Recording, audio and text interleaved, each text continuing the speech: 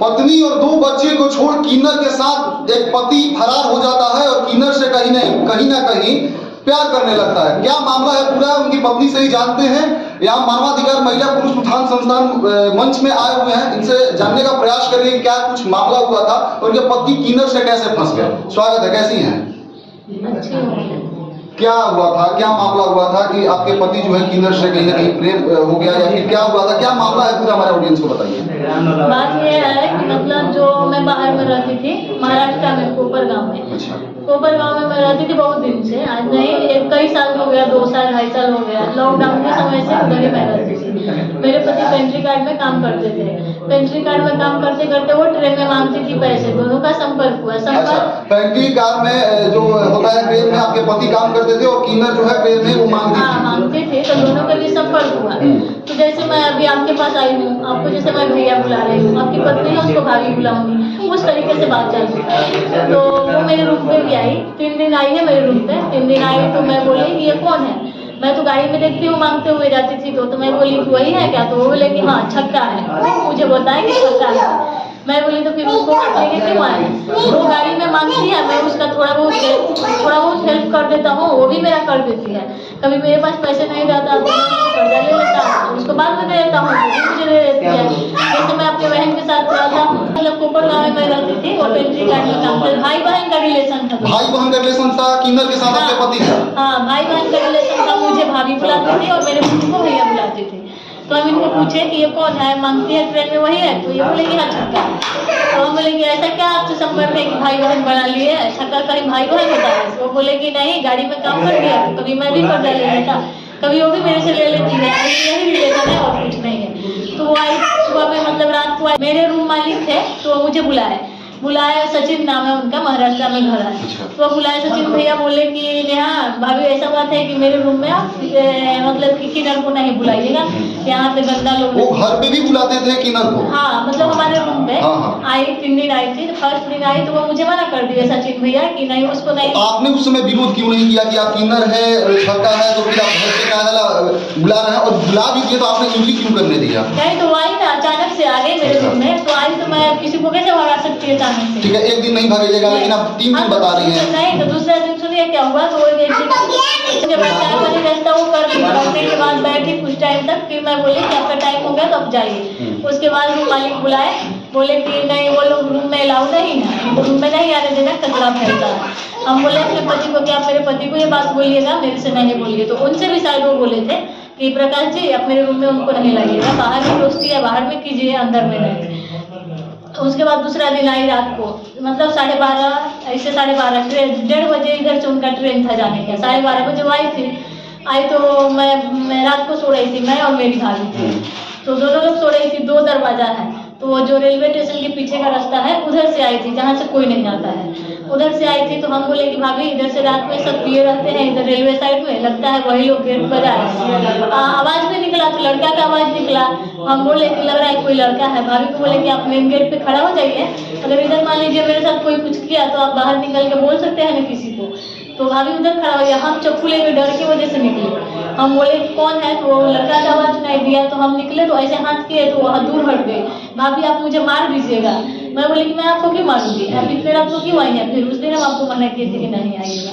तो नहीं, प्रकाश भैया आ रहे हैं, आज मेरा गाड़ी लेट आएगा, इसके लिए मैं आ गई हूँ। और ये भी खेलने के मतलब पीछे से अपना सामान लेकर के पीछे से ये भी आए। तो ये आए अंदर। तो मैं उस दिन चाय वाली पूछ रही थी, मुझे बोले कि चाय बना दो, मेरी बहन पिएगी। मैं बोली कि आप खुद से बना के दे दीजिए, मैं नहीं बना के देगी। बाहर बैठाई, बाहर से वो चली गई।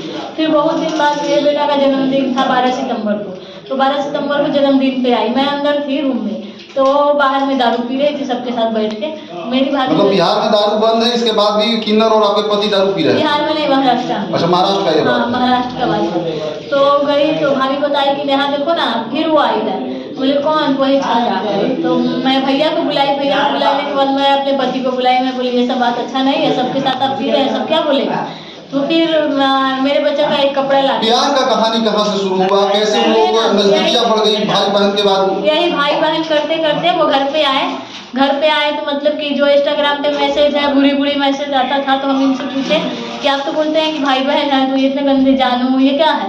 तो वो किन्नर लोग ऐसे भेजते रहते हैं, उनका कोई लिमिट नहीं है, कब क्या बोलेंगे। वो अपने पापा के साथ भी मजाक करते हैं। हमारे पति बोले अपने मामा के साथ भी हंसी मजाक करते हैं। तो हम बोले आज तक तो मैं नहीं सुनी हूँ, भाई के साथ लोग ऐसा वर्ड बोलता है। ऐसे करते करते होली का दिन था, अगला साल होली था। होली के दिन हम लोग अपना घर में खाना पीना इन बना। सारी चीजों के बीच में रक्षाबंधन नहीं आया था? यदि भाई बहन कह रहे थे तो राखी बनवा देना चाहिए था आपको, उसी समय एक रिश्ता बन जाता। नहीं, तो उसके बाद ये सब हुआ। उसके बाद हुआ है? हाँ, उसके बाद वो मेरे रूम पे आए। तो आई रूम पे, तो मतलब कि होली का दिन था, तो हम लोग अपने घर पे थे। घर पे मैं आ गई, उसके बाद वहाँ नहीं रही। बच्चा था पेट में, तो मैं घर पे मायके आई। बहन का जन्मदिन था।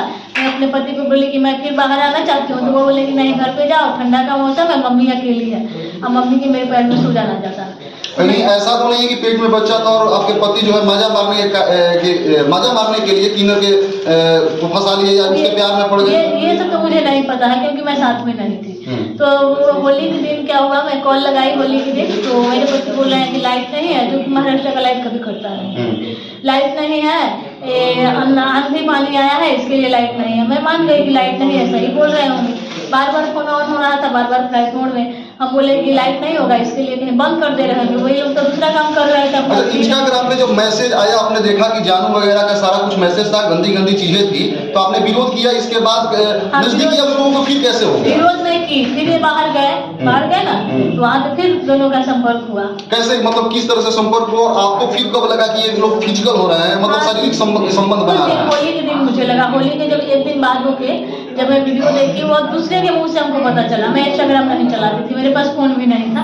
मैं अपने ससुर के फोन से मम्मी से बात कर लेती थी मायके में, और सास के फोन से। यहाँ तक कि मेरे पास कोई फोन नहीं। तो मुझे कोई बताया, मेरी भाभी की भाभी, कि वो देखिए ना, जो छक्का है ना, उसके आईडी पे प्रकाश का कितना गंदा गंदा फोटो लगा है। तो मैं आईडी अपने से नहीं खोली। मतलब अश्लील तस्वीरें वो लोग इंस्टाग्राम पे भी शेयर कर चुके थे। तो मैं जाके अपनी ननद को बोली कि वो भी मोबाइल है, वो भी मतलब अभी छोटी है, तो उनको बोली कि सर्च मारिए। हमको सब नहीं करने आता है। उस आदमी को बोले लिंक भेजने के लिए मोबाइल पे, वही सर्च मारी, तो वो सबको दिखाई कि देखिए मतलब कि कितना गंदा वीडियो डाला। उस दिन से हमको पता चला, पहले से पता चला। तो ये किन्नर के साथ ये आपको कैसे जानकारी हुआ कि वो फिजिकल हो रहे हैं? इंस्टाग्राम पे मैसेज जो फोटोज था, ये डालने से पहले पता था या फिर कब पता चला? नहीं, डालने से पहले इतना हमको एक बार मैसेज देखने को मिला जो जानू लिखा हुआ था। अभी आपके पति कहाँ है? अभी भी उसके साथ।